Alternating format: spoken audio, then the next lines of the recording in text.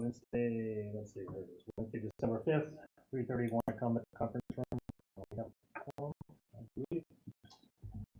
And public comment, seeing none. We're going to review the fiscal year 2018 audit management letter. And I guess,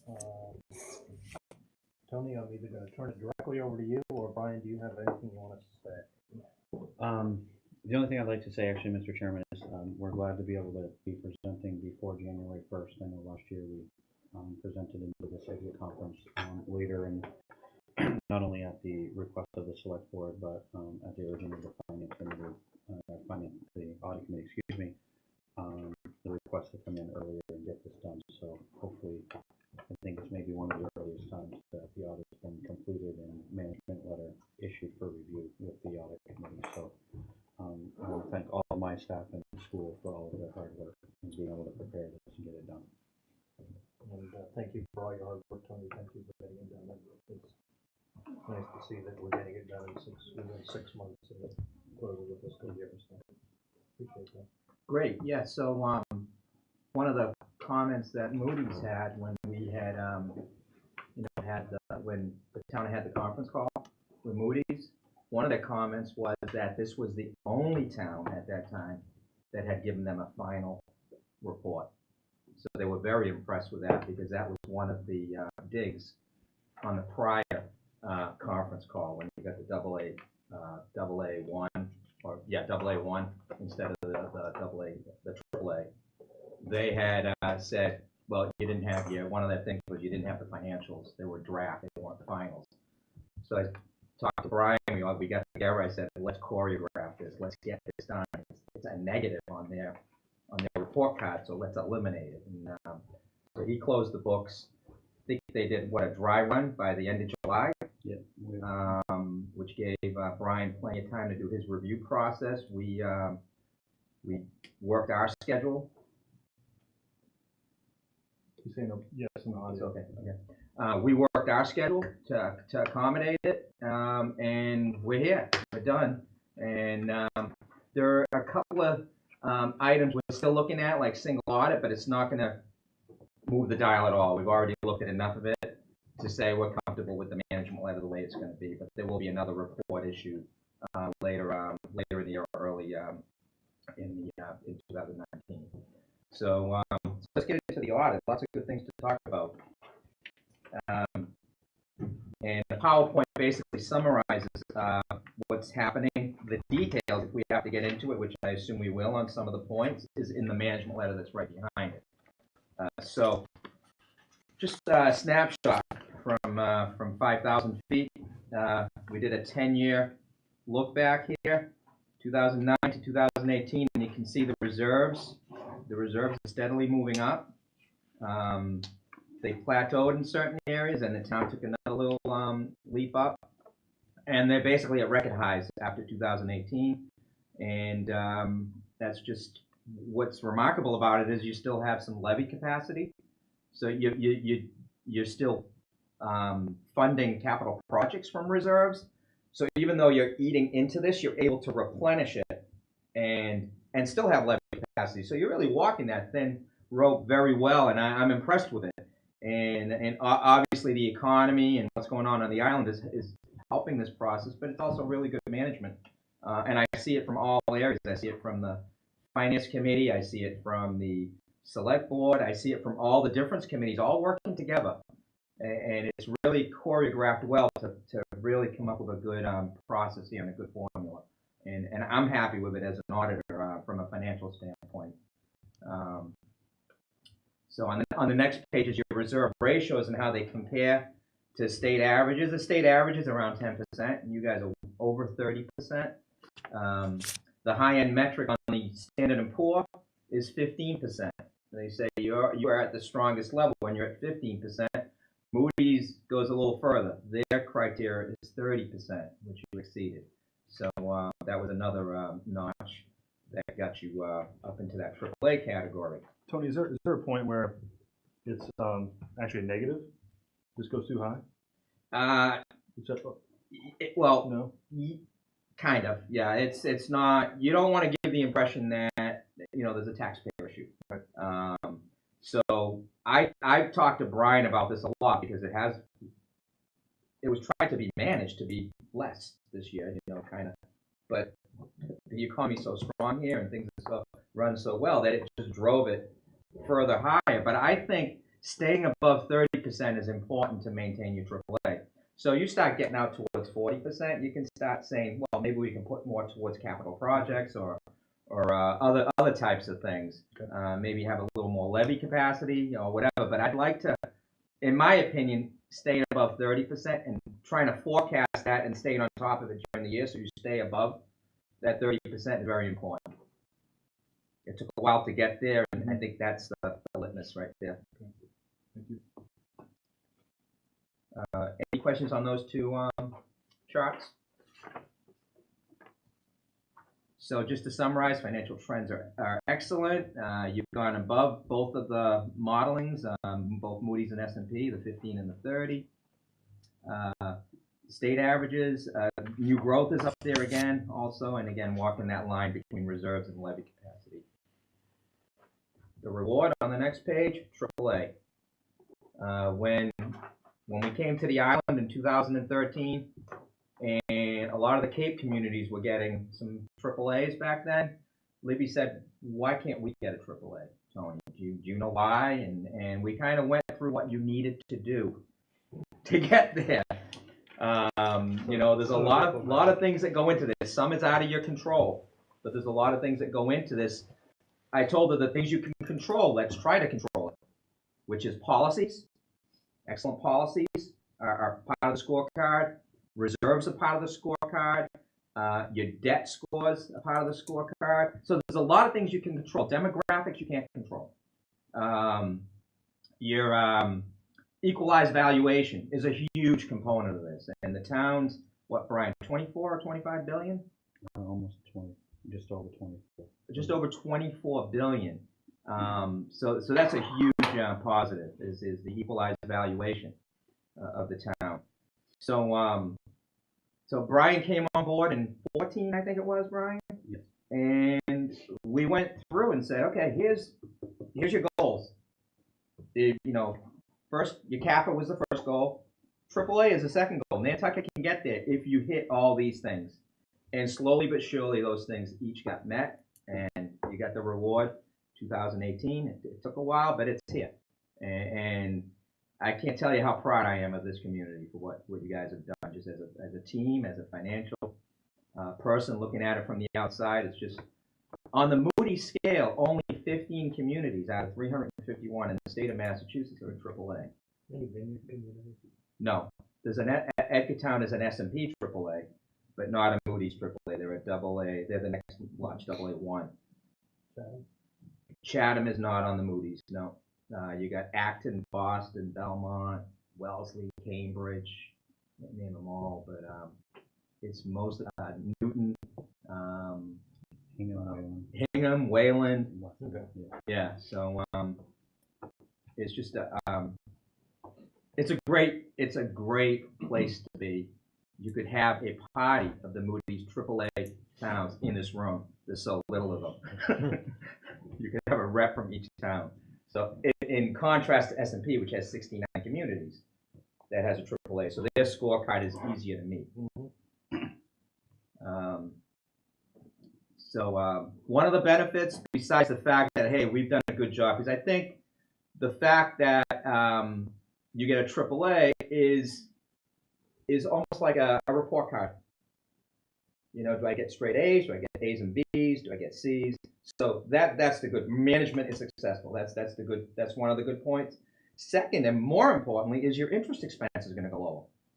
So you guys are in the middle of a very aggressive capital improvement program, and your interest expenses are going to be lower. There may be some opportunities. I don't know if Cinda's discussed it with you, to perhaps refinance some of your debt, because now you're AAA, where some of that debt originated at a lower level.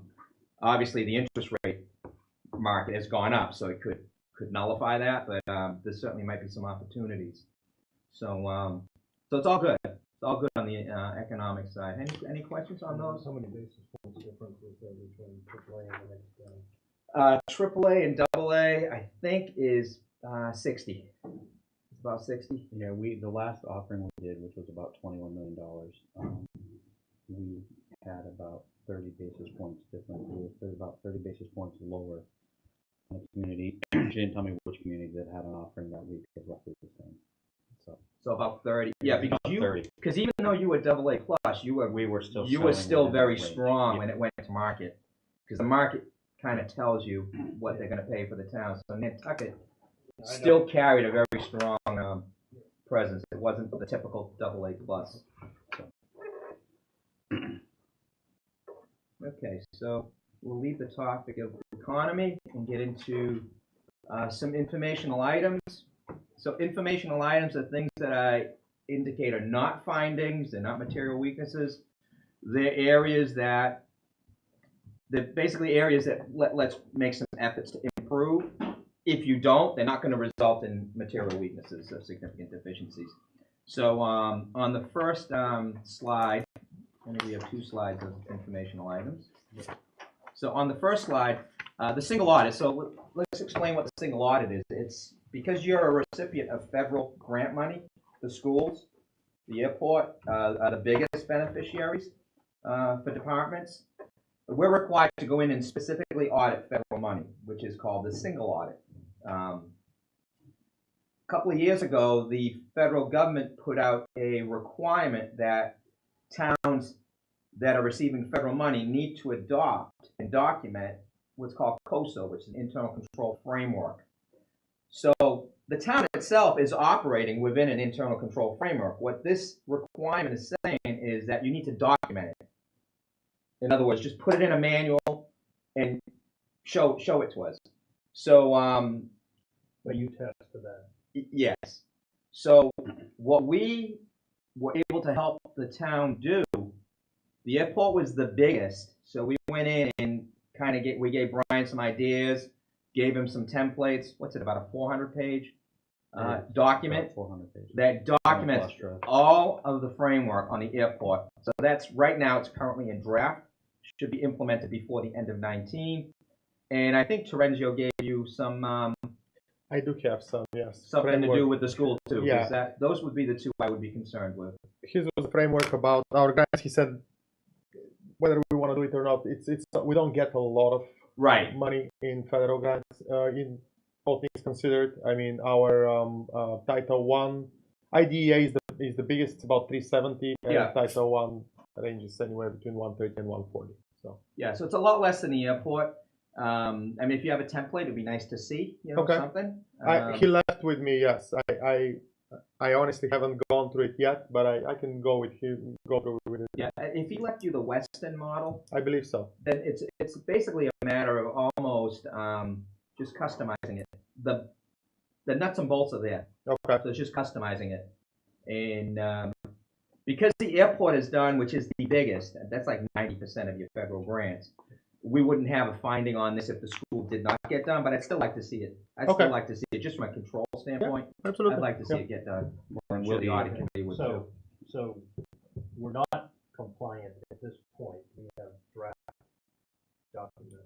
Yeah. That have not been put in place. Right. You're not compliant, but it hasn't not resulted in a finding because there is what do you call it, a couple of year segue transition before it becomes a finding. So what we've been doing is informational item for I think 2 years. And the airport is, they've already had it and they've gone through it all, and we'll be rolling it out and we'll be working with the it's school. not in place for Okay.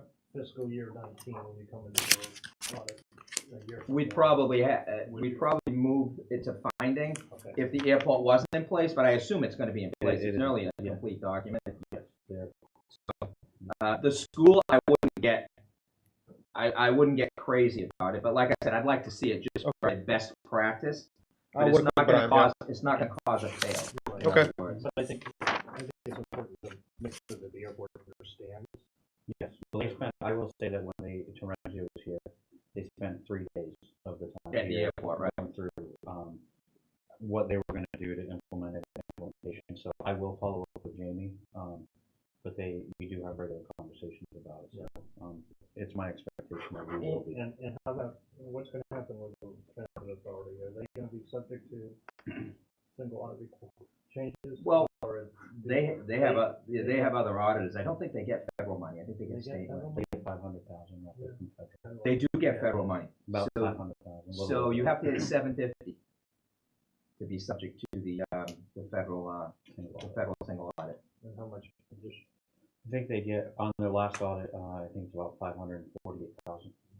So they may not hit the threshold. So they haven't. So given that we, the town, provides money to them, and we have this requirement, can we impose it on them? No, that would have to be imposed by the federal government. I mean, you could or Mass impose. DOT could impose. I mean, right now you're imposing the fact that they have to have, they have to give you audits. You monitor them because you give them money, and but really because they're a standalone unit, it's difficult for you to really impose anything on them. And I don't know if you're going to cut their funding. I mean, obviously you can cut their. We can't actually because it's a cherry sheet. Right. So we can't do. Yeah. On one hand, we give them the money, on the other hand, we can't require them to be audited. Well, they're a component unit of Mass DOT, I believe is what they are. So our funding is, I believe, considered state funding for them. It's And local they are government, audited. and they're audited every They year. do have an audit done by a firm. But their revenue from the feds is less than the threshold. Yeah. At this What's nice about the airport rolling out this framework, and I think once it's done, you should send it out to the audit committee. I think it's a really neat document. Is because of all the problems at the airport back in 2010 through 2012, just before we got here. It's nice to show that, hey, it's been fixed. We're here. We've arrived. We're doing well. So I think that's really important to note. So, so next is capital assets. So one of the things Brian had asked us to actually look at is the process, while we were auditing it, because there's a lot of capital on the island. So what this is basically, it's the inventory list. DPW has all this equipment, has all these vehicles, the police department, the fire department, and it also includes all your construction in process. So there's a lot going on. And it's been 50 million a year since I've been here auditing. And one of the things that Brian's trying to make the finance department more efficient. It's one of the goals. And so he's asked me to look at this and say, okay, are we doing too much right now? So my reply to Brian is, do you want an inventory control system, or do you just want a asset system that satisfies the gap reporting? They're two different things, because gap reporting has what's called materiality. Inventory control means you want to control every asset. So what I had told Brian is we can throw it in the management letter as a topic of discussion with the audit committee. If you want to migrate more to a gap model of fixed assets, which most towns do, they don't go down and inventory every single piece of equipment, or do you want to continue to do what's being done now, which is basically have an inventory of everything? I think it's, what is it, Bob? Is it above 5,000 for equipment? Yeah. So it goes down that low. Actually, yeah, I will tell you that prior to me arriving, and when we were looking at this in discussions with Tony, they were capitalizing $1.46. Yeah, there was some ridiculous. Yeah, there was some ridiculous. Okay, and the amount of work that my staff is doing to manage the fixed asset system is sheer madness, for lack of a better term. So just a first question, do we have the appropriate software and tools to manage it? Yes. We do. That's We have, not a problem. no, it's not a problem. We use a software system for management, and it produces reports, and it produces GASB 34 compliant reports for the auditors, which is why we went to it. Munis will, but the reports aren't easy to create into GASB 34 compliant reports. So the discussion was, is even 5,000 too little, because it takes the individual that focuses a lot on this can spend a whole month just inputting asset things that have been bought that are $5,000 or more.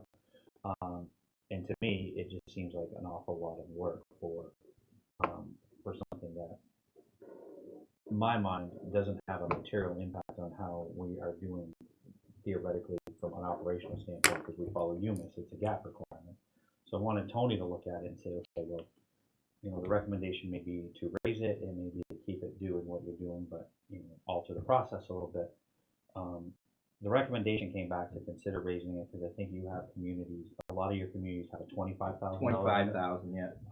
And as a point of reference, we actually, Bob and I went through the system with Tony and we printed it all out. There are almost 1,200 assets in there, less than $25,000.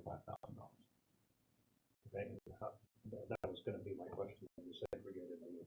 Yeah. And how many of the 1,200 is what percent of the total? That I don't know. The gross assets is $750 million. Yeah, But what the gross individual numbers. individual number, I don't know what that total is, but that 1,200, I bet you is maybe $1 million. It's not. No, what is it, 12, so it's 80-20 rule for some of them? Yeah, I think, and we can go back and look at it We can do that. Yeah. and come back with the figures before you make a final decision. So what happens if they don't go, they're still gonna be capitalized, they're just not gonna be put into the asset? Their lives are going to end because first of all, what I would recommend is anything that's fully depreciated at this point that got put in service 20 years ago, it's gone. I mean, it's not there. Let's just take it off, take those off, so you can do a what's called a disposal of those. Going forward, anything that's below 25,000, just let it go. And again, this is all about how much control you want to have over your fixed assets. It's not giving you all the options. So going forward, you wouldn't have this dilemma of having to manage all 25, anything below 25. And if you get rid of all the old ones that are fully depreciated, the ones that are there that are not fully depreciated yet, I would leave them on the books and just let them amortize off. Right, exactly. So each year she'll probably take 3 or 4. The one caveat to the 25,000 that we had talked about even with Bob as well is that if it's something less than 25,000, but it was a repair or something to a current asset that's on the books, if it adds, you know, a year, 2 or more years to the life of the asset, then we would still we would capitalize that piece of it to be consistent.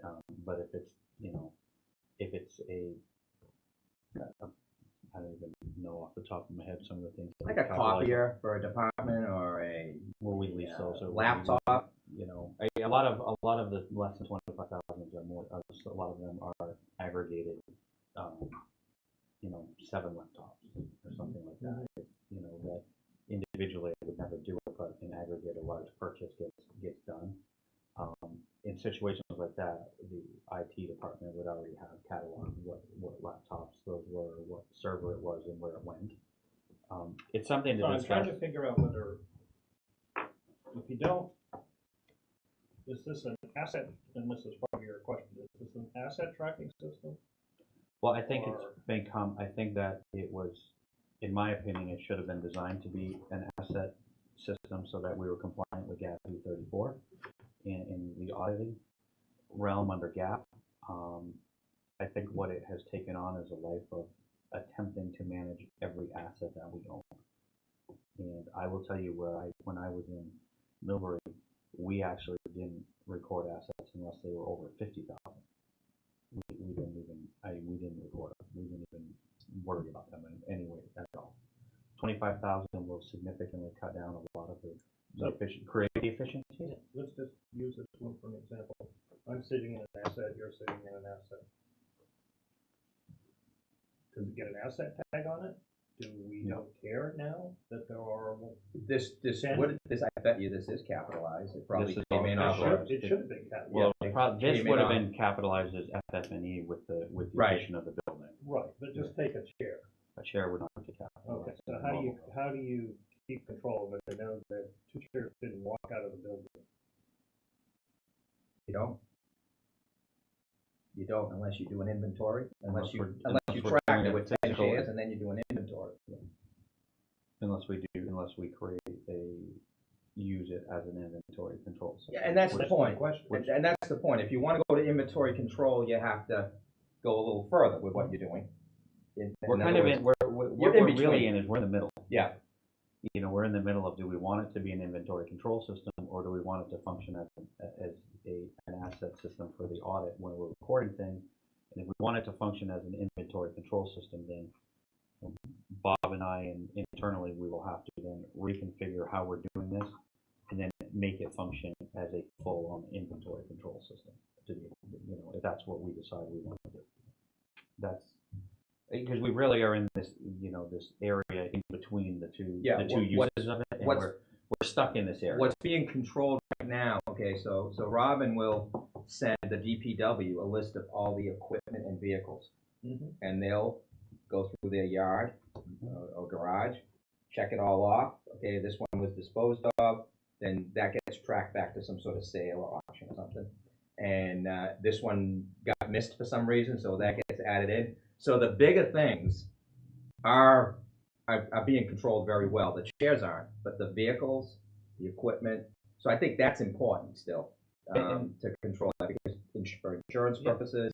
And the other part of the process too is that Bob and Robin and his staff, we have instituted their need to go to at least 2 departments every month and haphazardly randomly select from their fixed asset inventory without telling them that we're coming, and pick, you know, haphazardly 2 or 3 selections off the list and show up and say, okay, please show me X, Y, Z, and to ensure that this stuff is still in use and we still do have it.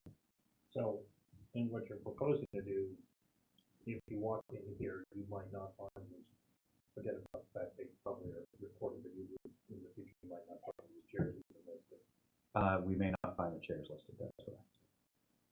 Jason, what do you think? And this doesn't have to be decided this instant, it's just something that we talked about that we wanted to bring forward because it, you know, like I said, we're really in the middle of either end, and we, you know, wanted to bring it forward to you. It's monopolized a lot of time. So now you have to say to yourself, do we commit to that and say that that's going to be like, that's going to be what it is, or do we take time from that person to do other things? That's basically what it boils down to. 12,000 items? It makes 1,200, not 12,000, 1,200, yeah, no. That's 1,200 is a lot, but I will tell you, and, you know, whichever way we want to talk about going is completely fine with me, but it is a lot of time on an annual basis to record all of the purchases that are between $5,000 and $25,000. And these conversations are great to have, so you folks know what's going on, you know, what people are doing in the finance office. I don't really know what the difference is, man hours wise, between inventory control and asset system. I don't even know. Did I hire somebody else to do it? Can we do it? No, it would just mean that we'd have to distribute. If you want to track each individual chair, yeah, I don't think you'd go to that. you need, and the furniture, for instance, the furniture and stuff like that in this building is on our fixed assets as a lump sum for when they put the whole building on. But we don't track individual chairs or put barcodes on them or anything like that. To a certain extent, we rely on departments to do the actual inventory control. So really the question is, are we going to take on the function at the finance department of tracking everything? And what does that actually mean? Or like most towns, I mean, I actually put it out on a listserv to see what towns in general are doing. Most towns are doing 25,000. Most towns of our size have a threshold of 25,000 that's purely for audit purposes. So that's really the question. What problem we're trying to solve? Like what are we vulnerable by staying as is at 25? I think that I wouldn't necessarily classify it as a problem. I think that when we had a discussion with Tony, it was more an observation that we spend an awful lot of time in fixed assets. I mean, there's a lot of, you know, there's a lot of preparation work. When you have a $5,000 limit, we make copies of every invoice. We have documentation for everything that we're recording in fixed assets for $5,000 and above. And it was a discussion with Tony about, and the auditors about, can efficiencies be gained and not lose and not, I won't say lose, but not create a scenario where we, I guess this is where we lose absolute control. Because with $5,000, we have a lot of control over, in understanding of what it is. So we wanted him to look at it, and we said, what are other communities that you're auditing doing? And like Bob said, he put it out on listserv. Like I said, when I was in Oakbridge, it was 50,000, but we were not doing anywhere near the volume of capital purchasing or anything like we are here. So it was more a question to say, is this sufficient, and can we do the same job with maybe a little higher threshold? That is the trade-off worth it? I guess is the question that I wanted to ask of Tony, and that's why we put it in here. This is kind of where we were talking. So I see it as a risk management issue. That's what we're dealing with. So the question would be, if you went to a higher threshold, pick the water company, they think most of their assets, their bigger assets may be under the 25 threshold. I assume they don't go away, you just lump them together, right? Yeah, so if if I walk in here and 75% of their purchases were under 25, you'd still know what the aggregate amount of those purchases were. Is that correct? If it's a lump sum like it was done here. No, but if it's individual. Not if they're buying a chair or a table, they wouldn't get recorded at all. No. But it wouldn't now unless recorded as an expense on the books, but not as a. But the other part of that, but would you know? Excuse me. I'm sorry. Would you know that expense was for a capital item? If someone bought a table, like say at the police department or something, we wouldn't know that. That would kind of get lost. But if it's under $5,000 now, it's under a table that was $5,000 under anyway. $5,000, we wouldn't capture it anyway. So where's the control? Under 25, there is none. You're relying on the trust of the department heads to control. You have no way of auditing against that item. No, not unless we were doing inventories, at every department. I mean, we could consider we could have the discussion about even lowering the 25 to maybe the 15 or something, maybe a little bit, and it would certainly bring some efficiency. Yeah, I mean, where I was going with the questions was, it struck me that as long as you could get an aggregation of the under 25s, so at the end of the year you knew you had $200,000 worth of capital purchases that were all under 25 or whatever that number. We could do that. Then you could say, and here's where I would see the control point is, if that represents X percent of your budget, then yes, we're going to need to record those. But if it stays under whatever is a reasonable threshold of your budget, then you just say, okay, maybe the risk isn't. And we can't actually do that because we can run the expenditure detail reports for those things. And, if it's 10 chairs and it's $2,500 and the tables, we can identify in units what those are. So we could aggregate all of the purchases together to see what percentage it was and whether in aggregate we would want to consider on an annual basis recording those if they, were got more than a percentage of their. We can do that. Yeah, that's absolutely something we could do. That's not something that we couldn't do. I mean, that would be easy enough to accomplish. Because I would think if you have a department that's got a lot of small purchases that makes up the bulk of what they're doing, and you have no recording over it, you have no way to audit against it. Right. You have no understanding We're whether going to be walking out. I bought it for my house or. Yeah. I'm not trying to impugn anybody's. No. And we could certainly do that. I mean, that would be something we could do on a 6-month basis, is run the expenditure reports and pick out the large purchases and review what they are, and then at the end of the year do whatever percent and come up with a percentage threshold that would be reviewed, and that would be the control to ensure that they're there. We can do that.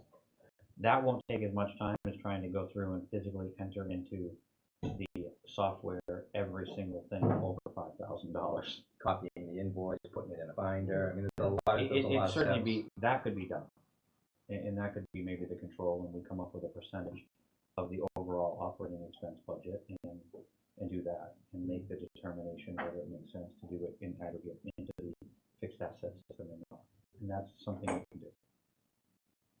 what I would suggest is that we ask them to put policy together of how they actually do it, and then we'll make a decision on that. Well, Martin, since you're here, what do you guys do at the school? Do you compare your records to Robin's? Like, how do you do? We communicate with Robin on a weekly basis. Because you have laptops, you purchase probably 100 laptops at least a year, right? Our big expense right now is Chromebooks. We own right now upwards of 1,000 Chromebooks. Do you control those at the school? We do. Put an asset tag on them. Yeah. We have them as a total because just this past year, as part of our appropriation, we received $133,000 for equipment. So that's what I meant by the department heads control that, because under this scenario, those might not get inventory. That's right. But Brian and Bob, when they look in Munis, they'll see, because they're usually part of a very big order. We order them in anywhere between 75,000 to 125 at a time. For instance, when we have new grades now, because we are now one-on-one for the whole school almost, but now 4th grade coming up, 6th grade, they always get a refresh. We just came with the new technology director, Jen Erickson, with a calculation that it's $148,000 every year just for Chromebooks. They've taken the place of textbooks. I mean, so $148,000 is about 148 Chromebooks. They're about 1,000 each, maybe. No, they're much less. They're about 400. About around Plus there. you're buying them in bulk, yeah. So you're talking about 300. That's 300 Chromebooks a year. There's a substantial amount that you're buying. Yeah.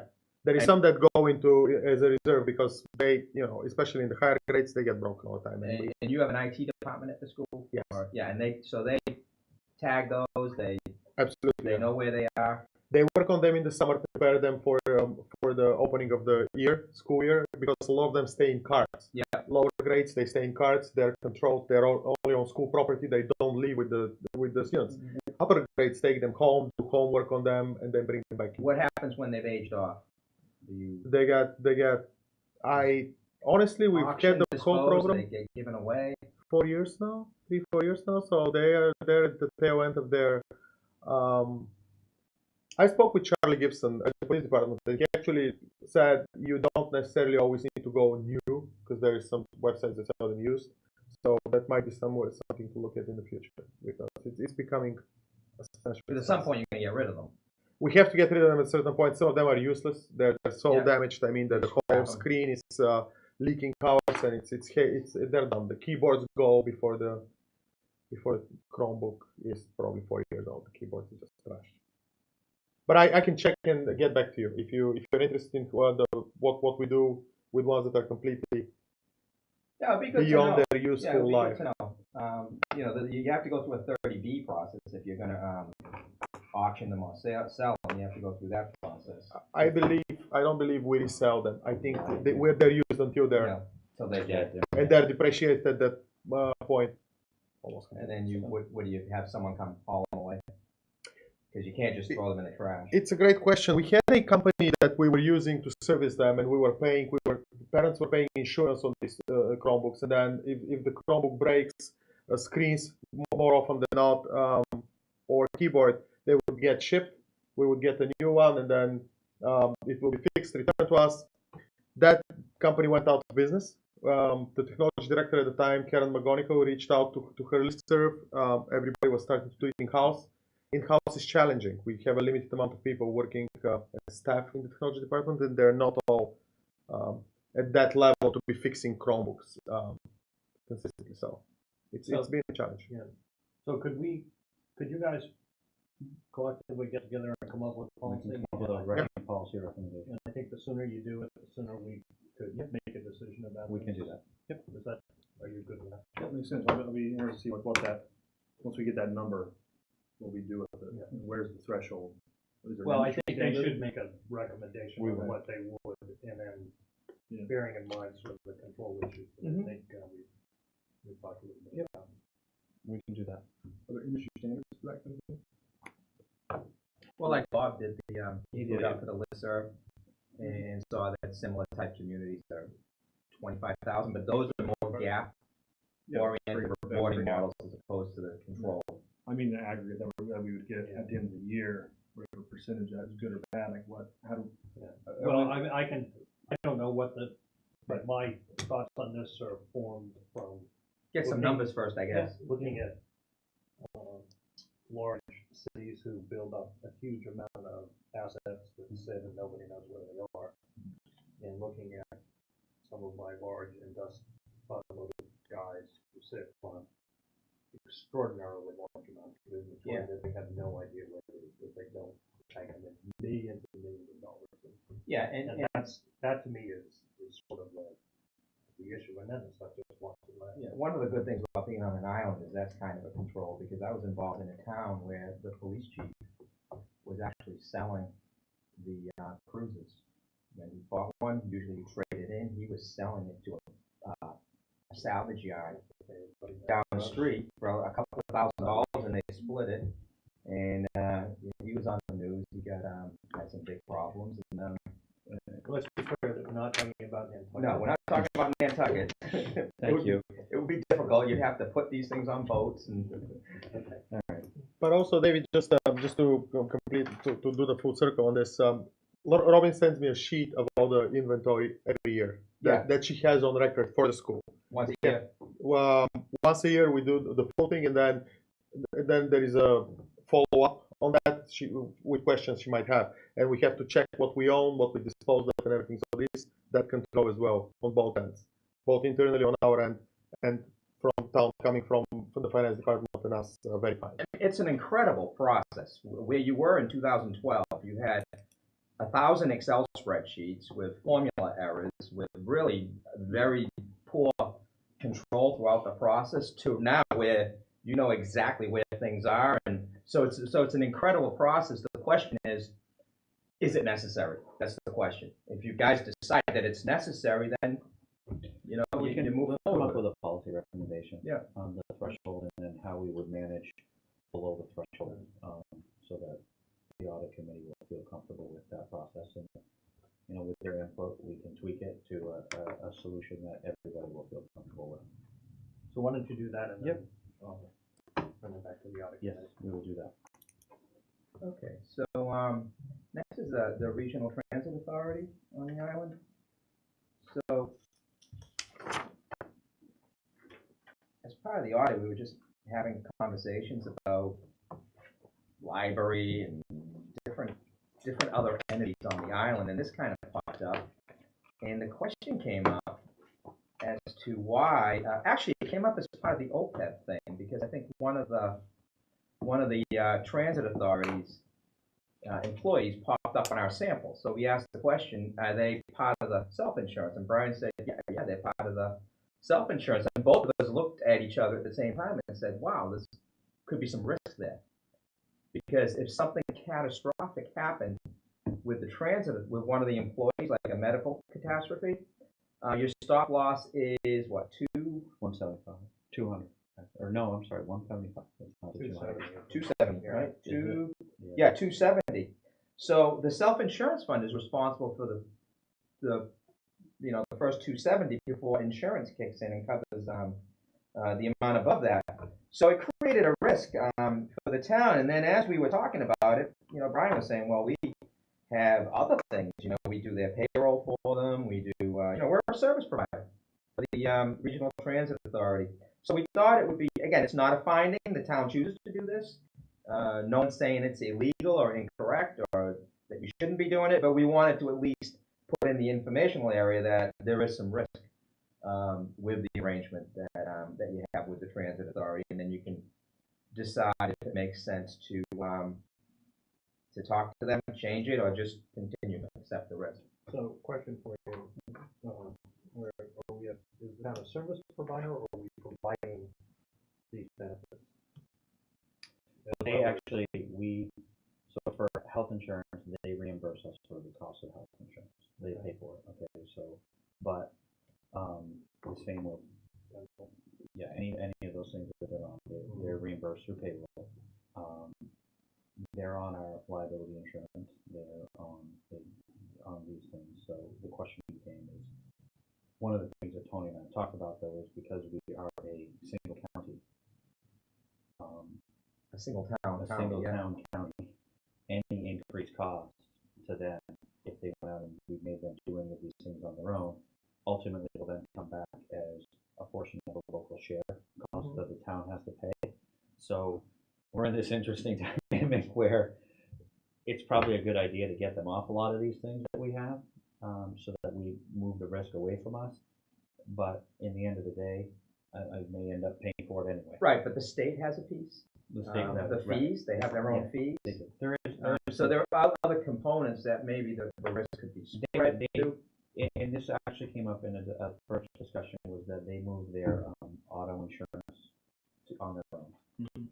They had usually participated in our insurances, and hadn't moved their liability insurance away, which we have indicated to them that we would prefer that they move. Since you've moved your auto, we would prefer you attempt to procure your own liability policy, so that we wouldn't potentially be in the face of a lawsuit if anything happened. And then the OPEB question came up, and we started looking at it, is it makes sense for us to do the processing payroll for them?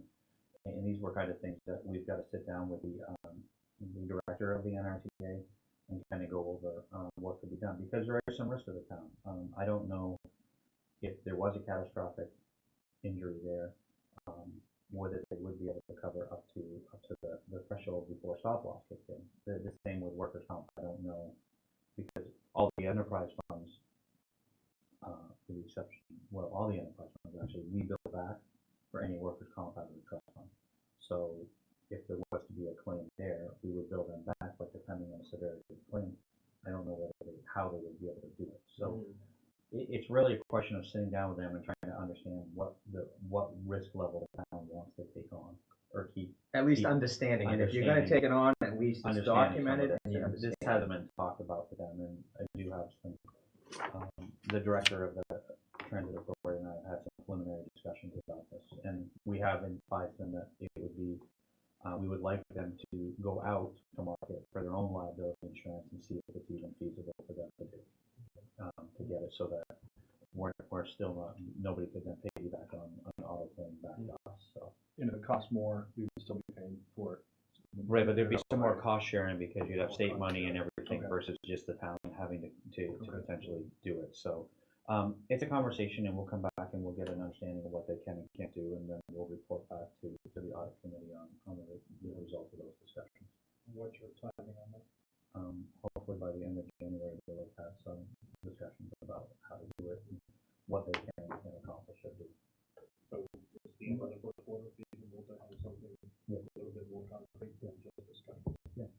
I mean, my goal would hopefully be, I need to talk to the director of the Transit Authority, but my goal would be for them to figure out how to outsource their payroll and deal with payroll, so that we don't have to do it. When was auto moved? Last year. So moving some things out, they've heard of this before. Yes, they have. And we have had the conversations about them going out and getting liability on their own, so that we're not in any harm's way there. Doing the payroll for them, give us any risk in that?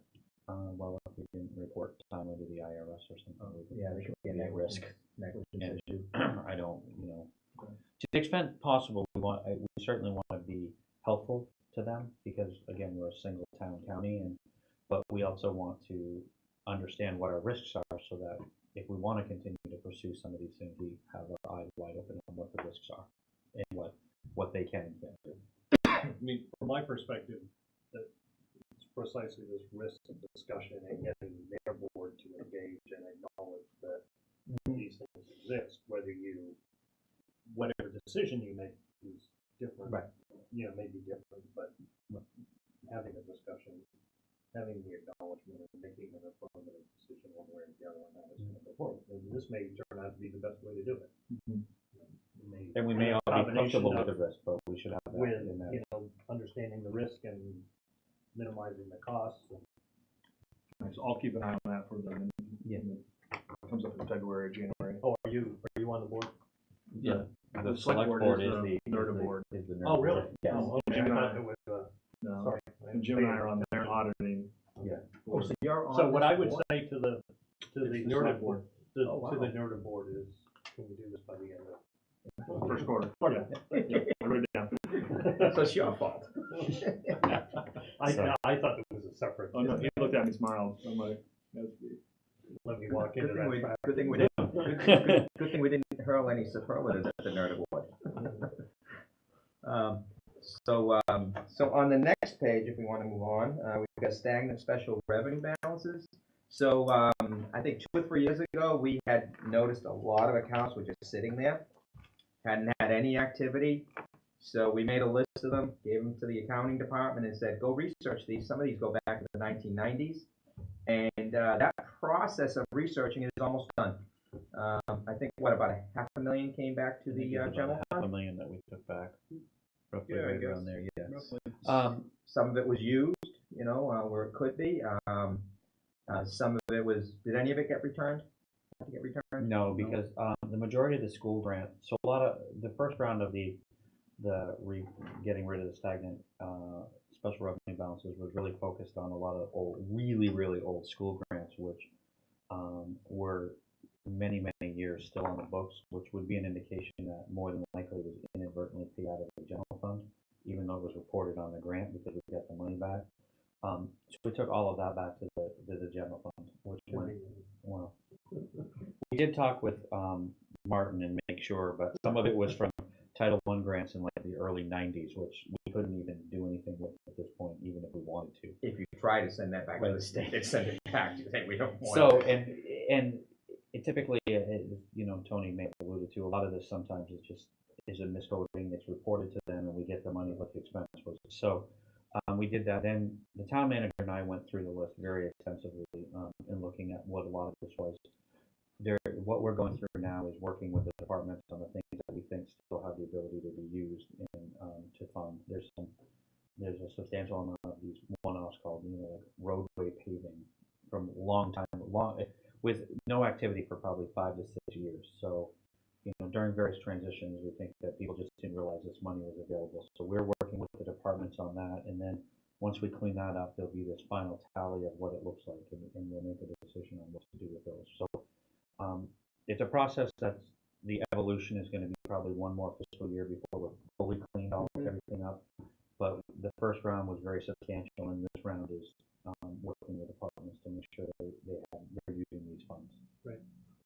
Brian, if you don't mind, how do we, going forward, how do we not build that back up to another $500K? You guys already have that in place? We do, because what we do is, Bob's staff reconciles all of the special revenue funds on a monthly basis and brings to his attention anything, and on a yearly basis we're looking, if there's no activity in a year, we're reaching out and saying, okay, is this plan that you need it next year versus or did you forget about it to do it? So it's a much closer, and we work with Martin and his staff on any school grants if they're left over to make sure that they can be expended, and if not, first check to make sure we don't have to return the funds or whatnot. So it's a much more robust review process now. Like I said, we start the reconciliation process every month on special revenue funds, so that we're Some not of that was donations, right? there's donations in because there. department heads have changed. They didn't know they had this little pot of money. So pot of money. So informing them that they did was a nice little stimulus, plan also for Everybody's spending.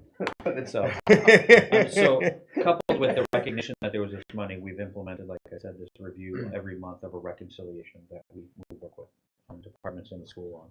I get from Bob very, very often. It's one of my favorite spreadsheets, the special revenue fund. So we constantly work on it. We've cleaned up probably 75%, if not more. I mean, we had a lot this year done, and you'll see it on my end of year report.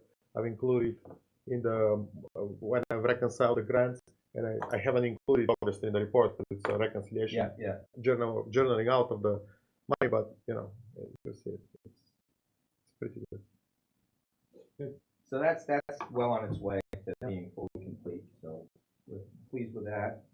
The next one is an interesting one. The interest rate, just an interest rate reminder. Obviously, we cannot tell the town how to invest their money. We're not licensed to do that. But we just wanted to put a reminder out there that with the recent movements by the feds over the last 12 months or so, that bank interest rates have crept up, and I'm seeing a lot that are approaching or exceeding 2%. Right now, you have over $100 million in cash in various accounts, and if you have the ability to turn that cash into a revenue-producing asset, that would be something to think about. Now, I'm seeing this on every one of my audits, so I don't want to just pick on Nantucket here. I see it everywhere because the interest rate environment was so stagnant.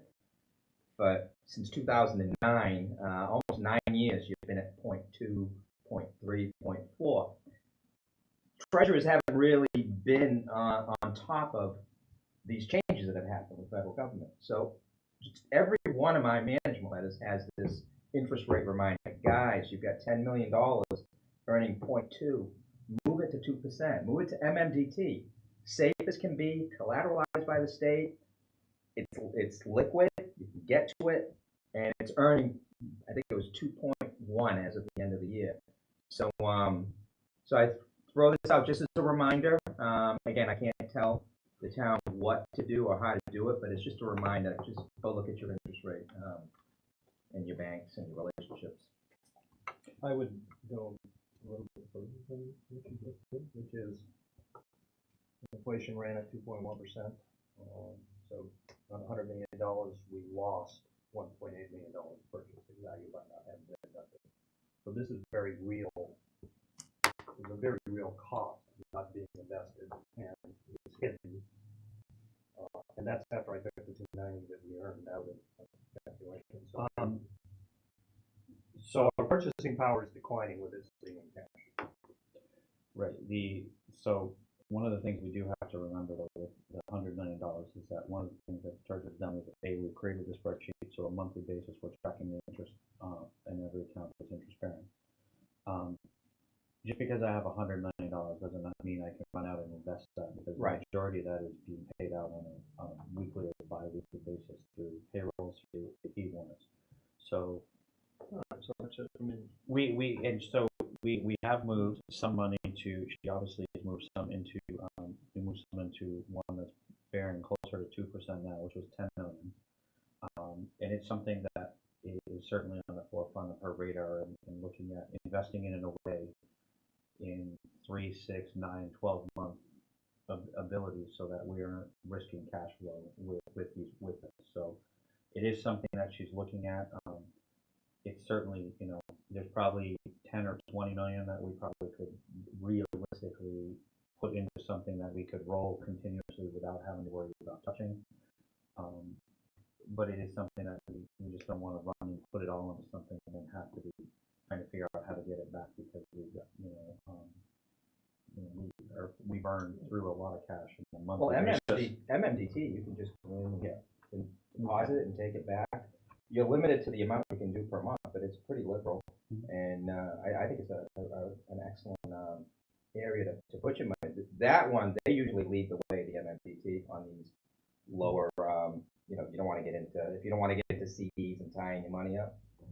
They usually some of our state grant money goes through there that we flushes through into an MMDT account, because we have one for some grants. Yeah, you do have a couple of small ones in MMDT, so you've already got the relationship set up. And just a reminder, interest rate reminder. And, it's on the treasurer's radar to start doing that. And one of the things we're working through is a more realistic understanding of what we burn with cash on a monthly basis, so that we can figure out, it doesn't look like we're going to need this, so we can move it to something that it does produce higher interest rates, but still gives us accessibility, so that we can get to it. Yeah, that analysis might even let you say, hey, we've always got 20 mil. Let's put that in a CD and get 2.7. Yeah. That type of analysis could lead to that, and then the ones that need to be moved quickly could be between 1.5. Yeah. And, so there is opportunity to do, and that is something she's focusing on. So we'll be happy to, we'll be happy to send you guys something during the year, what the plans are. I think what we're working on. What we had talked about is putting a spreadsheet with the bank, which interest rate. She's on that. And doing that every month. What is the bank's rate? Because the banks are not going to volunteer. They're not going to call and tell you, hey, we're going to move this. They're going to try to, because they're borrowing. They're issuing it. So they're earning more money on that, on the spread. So they're not, you have to call them and say, hey, can you move this to a better rate, or do we have to chop, the money around?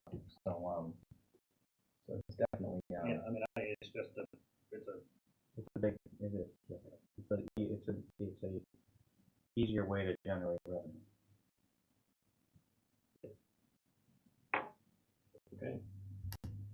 Okay, the next one is, this one's been, this was used to be part of the stagnant, and this is the Nantucket Electric Bank account.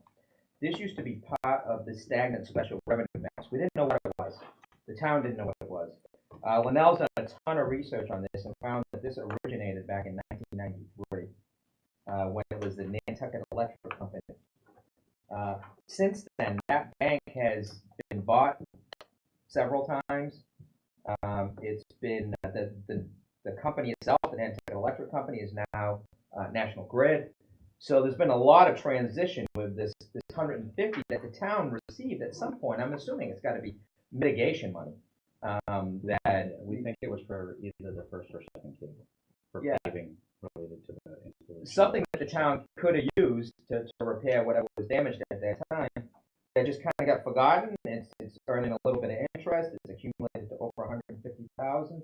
The problem is every time Linnell tries to call the bank says, "Well, I need someone from National Grid." Then when you call National Grid, they're like, "Well, we don't have that account. We have no control over it." So it's kind of in limbo. So what bank is it? It's yeah. So We're gonna reach out to Neil and see if we can do something. Our biggest problem has been like it's in a Fed ID number that isn't ours. Right. It's up on a cash confirm. right. So we can't get anything. And the interest, the 1099 for interest is in the Fed ID number of the old Nantucket Electric Company. So they don't really want to tell us too much, even though it ends up on a cash confirm. So we're beginning the process to try to get it released somehow back to us. There's no incentive for the bank to release it, right? I mean, we think it's Nantucket's money. But we do believe we do. It's just we can't get it. How do we? Can't get to it. The question is how we're going to get it out. Because That's of the the question. confidentiality rules and the FID numbers. Just one note, I think Linda, who's graciously staying for us, has to leave by 5. So Oh, not that I want to rush the meeting, but I think we only had another 2 pages. that's fine. I'm just making it. And these are quick. Some of these are quick. So payroll tests. We rotate different things to do with payroll testing. So we went in and actually looked at the files this year and found that out of 25 that we tested, 11 were missing the I-9 forms, and 5 had not completed the state ethics examination. So just wanted to alert human resources that they should maybe do all, got an email or something for everyone to go do the state ethics. Again, I'm not sure if 5 out of 25 is 20%, so there's probably a fair amount town-wide. And the I-9 forms, whatever, they should audit their own files, go through them and see which ones are missing the I-9 and have individuals come in and fill them out. Almost 50%, right? Yeah. So, That's typical of your other communities. no, that's a little on the heavy side. So, and like I said, when we do If you find test next year and you find these same numbers, would you conclude that there's a weakness here?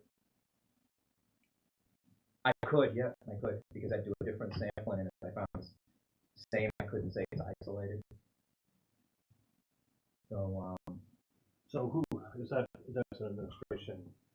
human resource, yeah, HR.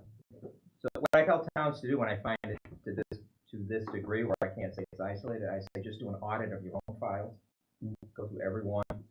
Whoever's missing an ethics form or an I-9 form, just get it done. Set up a day where people are going to come in and fill them out and get the appropriate information. There's a heavy fine if Homeland Security ever came in and took a look at this. So, Do you think, was it your sense they were or the I-9s or what I focused on, they were misfiled or they were not able to complete? I don't know because 14 of them are there. So there was no pattern to why. So I don't know if they share files and maybe something, or it just got missed in the process. Okay. The next next one, so this is just getting back to the whole, this will be part of this whole interest rate, and looking at pooling cash and whatnot. So the town has certain accounts that they've dedicated to cafeteria, to ambulance, to health insurance. A lot of these don't have to be dedicated. They can just be a pooled cash account. You don't have to have all these accounts. So my advice was just to, like the ambulance, you don't need an ambulance bank account. Just have the money go into the regular depository and collapse these and pool the money. And again, you can possibly earn more interest. Plus, you don't have to track these. You really don't need all the tracking of what is available for money is in the general ledger. It's all there. That's the Bible. You never look at the bank account. You always look at the general ledger, because in the bank account, if the town's vendor account has paid out some ambulance bills and you haven't transferred it yet, you're never going to have the correct amount. It's always the general ledger that is correct. So my suggestion is either true these up, either once a month or once a quarter, bank to general ledger, or just eliminate these dedicated accounts and just put them into a pooled account and get some more investment power. So yeah, so what we had done is, when I first got here, Tony brought to my attention, especially the health insurance trust fund was in the same thing. So what we have done, and this is just from prior, is that now every AP, every payroll, money is transferred from these accounts and those bank accounts into either the AP account for warrants, or into the payroll account direct from these accounts, so that from those bank accounts. And I think that this is really systematically from before we started doing that. It built up. Yeah. We've done the health insurance trust fund was another one that had a lot of money in it. So this is something that the treasurer will be bringing down, and I think that actually, given the implementation and moving the money at the time we do warrant and fund warrants, will actually alleviate this problem moving forward. So I don't expect that this would be up here again. okay, and I think this was a transitionary thing. I think you were going to look into it, Brian. I don't know if you have time yet. But one of the confirmations had a signer who no longer works for the town as an authorized signer on one of the accounts. So I think that was with Osseo? Yeah, which had since been rectified. It was done. I think that the transition with the employee was done. That happened very quickly, and I think it was just an honest oversight when the treasurer went through removing the authorizations. But as soon as it was brought to our attention, we immediately did it. Okay, then accrued sick and vacation. Been around for a while. The town really needs outside help to fix this through the Munis program. So we did a huge payroll project back in 2014. This was one of the findings. It's about the only finding that has not been fixed yet from that project that we did. So from what I understand, I think you touch base hopefully with Cicatelli. Yeah, we do. We have a Munis consultant who actually helped us with payroll during some of the previous transitions, who is very, very skilled in Munis, and he's been working with us on rewriting all of the accrual codes, and it's in our payroll test system, which he's going to be coming back shortly to run through and make sure it works, and then we'll be uploading that to fix that. So that is something that will be fixed by the time that they come in to do the audit for 2019. Okay, so personal property receivable. This has been around for a couple of years. I know that the finance department has worked aggressively to try to satisfy this, but what we had pointed out a few years ago is that the motor vehicle, the boat, the personal property, they go back forever. And they're the most difficult items to collect. Things go out of business. People move. So some of these personal properties went back to 1989. So I went in and I looked up the statute on this, and it's just really cluttering up the general ledger. And it would make sense you're not going to collect something from the 1980s on personal property. Even, I would say, anything higher than 10, older than 10 years, you're going to have a very difficult time collecting without going to small claims court. And now you're inefficiencies and costs and whatnot. So I had put down the remedy under the Mass General Law, that if the collector is satisfied that the tax is uncollectible, the property owner doesn't exist, they've moved, they've gone out of business, then they can petition the assessor's office to abate those, and then the assessor would certify that in writing if they agree with the collector, and that would do a nice job of cleaning up a bunch of things. So in my opinion here, you should establish a timeline of what is you think is not collectible and what you think you should keep on the books to clean up the account. Can you sell these receivables under the mass law? You could assign them. I don't think anyone would buy them. I don't think anyone would buy them, but you can assign. The personal property probably wouldn't be valuable to anybody. The tax liens that we have, we are discussing doing the tax title sale to offload the lien to someone else to deal with it. And motor vehicles being handled by a deputy. Right. So, and the assessor and I have talked about this. One of the things that we're going to look at is what the number is that we don't, because the one thing we have to remember is that when we abate these, it hits overlay, which then has an impact on our revenue in the year that we abate these. So I don't want to, we're going to look at how much it is and we're going to come up with a strategy on how to do it so we're not doing it all at once. I think it's about manage it. We are going to manage I it. think it's about 200,000 in total. It's all. Yeah. So we are going to manage it. It's de minimis. Yeah. So You have how much do you have in overlay? You know, it's a lot. A lot. So that's it. Wow. You asked a lot of questions. Oh, good question. Yeah. No. Very good. Very thoughtful. Hey, good job. Thank you very much for you and your team. Thank you. That was a pleasure to come It's down. been a long road, and you, Brian, and your group have done a great job. I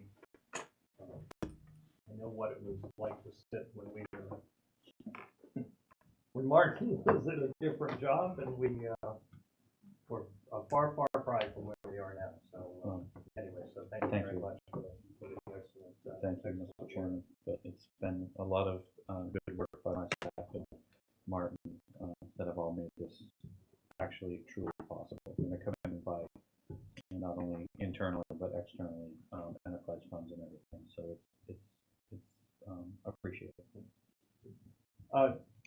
So we've got your contract. So I have a couple of questions to address. I know we want to move out of here quickly. What of the enterprise funds don't you audit? Which ones we don't audit? Yeah. No, they're all audited. Okay, so when you do our island home, Yep. how deep is that audit? $1,500 doesn't get you a whole lot of. It's not like the airport has its own standalone report, so that's a very deep audit. It has its own set of financial statements. That's why there's more money dedicated to that.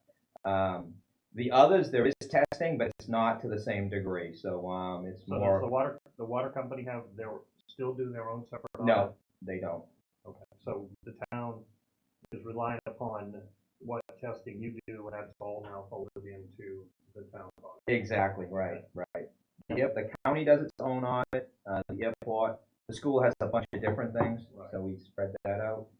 The county has, again, I don't know if you've ever seen it, that's got its own standalone report. So how about on landfill? How deep do you get into that morass? It's a lot of analytical procedures. It's there's some testing. There might be some testing of transactions, but again, it's not as deep as we would with the airport. So is that a risk area for us or not? I would consider again, when we look at, they're part of the town's internal control system, which we do a lot of work with, the overall system, and they're part of that. Everything goes through the finance office, and correct me if I'm wrong, Brian, through the treasurer or collector's office. And those departments are audited, so it's the same process. What we're not doing, so with the airport, we actually go down to the airport and sit with their accounting people and go through their records. So it's kind of like, and then backfill back to the town's One thing records. to note with the landfill and our island home is that they're all rolled into, for financial statement purposes, they're all rolled into the that audit, so, I mean, if we wanted to do an internal standalone report, then we probably could, but if we were gonna do something to release widely, it would certainly conflict with what we've been doing and representing to the rating agencies. Yeah, I mean, I guess, sure, so I kinda get that, I guess, you know, my question really goes to, you know, how much, so I know this stuff goes through the finance department, have high degree of confidence, they've got their own procedures and all of that. And I guess we're not, you know, landfill is a good example, because the relationship there is all sort of. And the landfill, we did a standalone audit 1 year of the landfill. That was the year that we came up with a lot of good recommendations that have been implemented. But we went in there, we went down to the public work, is it the public works office, it's right next to the landfill, and saw how they collected the receivables and made recommendations to use lock boxes and bring it all over to the, because they were collecting. So if we looked at that audit from a few years ago, we would find that those things have been closed down. Yeah. If you were to go to look, so what I do is I go high risk, low risk, moderate risk. So if you were to look at that report, I would put a finding, then I identify what type of risk it was. And I believe, I haven't looked at it in a couple of years, all the high risk areas were addressed and corrected. There is a And camera. you go in and retest on that. No, I mean, we could do that as part of the process. I mean, we could, we'd have to add a little bit of money to it, but we I could. mean, one of the things too that was noted out in that was the fact that we would never been going down and counting the drawer. And every month, Bob and another member of the staff go and shut the entire lane down. And we do it in the summer too. Yeah. They never know when we're coming. We come one day a month and we literally shut everything down. X the register, print the tape, and count everything in that drawer to make sure it reads. So we and everything is being put at night after everything is, they're closed. Everything is gone to the DPW. It's in bags that are put into a drop box and then brought down to us. So all of the stuff that was of a concern from a cash handling standpoint has all been changed and being brought to us now. We've never considered doing something of that level at our own home, and maybe something we want to talk about doing. Let me tell you what Falmouth does, because Falmouth is also a client.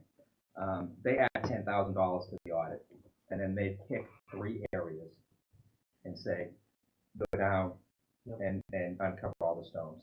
And let us know what you find. So you're going outside of the finance office and you're coming down to see what the controls are here, or landfill, or whichever ones you want, our island home. So that's something that we could work into here if you wanted, if you think it's worthwhile. But some towns are starting to do that. Sure. Well, I mean, it's, the enterprise funds, even if we're gonna collapse landfill on our island home, I mean, that's $40 million. And again, from our perspective, because it's part of the finance office's internal control process, we test that process. So from our audit process, we gain comfort. Where you may find issues is when you get into the internal department. Are they reconciling back to the finance office? Are they pre-numbering receipts? Are they safeguarding cash? Every day? Are they turning it over? Where is it held? Those are the types of things we would look at on a audit. Even inventory. Like public works inventory. What do you do with your small tools? Do people take them home? What's your policy? Who tracks it? Things like that would be done on a more closer level at the option of the town. I don't know, to me, there's a bunch of policy decisions to this. I personally like the idea of going to different departments and doing a deep dive on If we can a add reasonably periodic basis. I mean, we can add, I probably have money in my professional services account that we could probably do, start with another department this year and do it, and that's fine. It would be good for us. I think that's a good idea. A little bit of a surprise that we randomly pick 2 or 3 a year. Yeah, like we did the town clerk. Remember we did the town clerk? Yeah. And I think it's a good idea.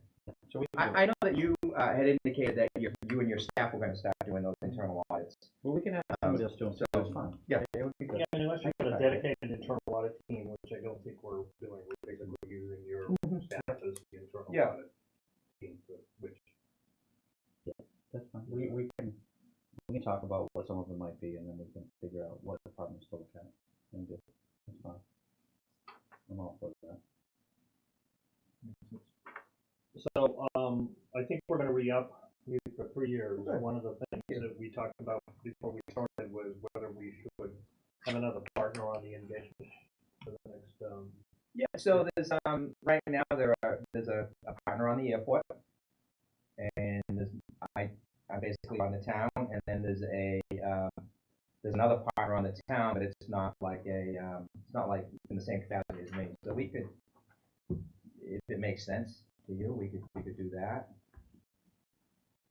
I would feel comfortable doing that. I mean, your firm's done a great job, and you've done a great job, so this is a reflection that we.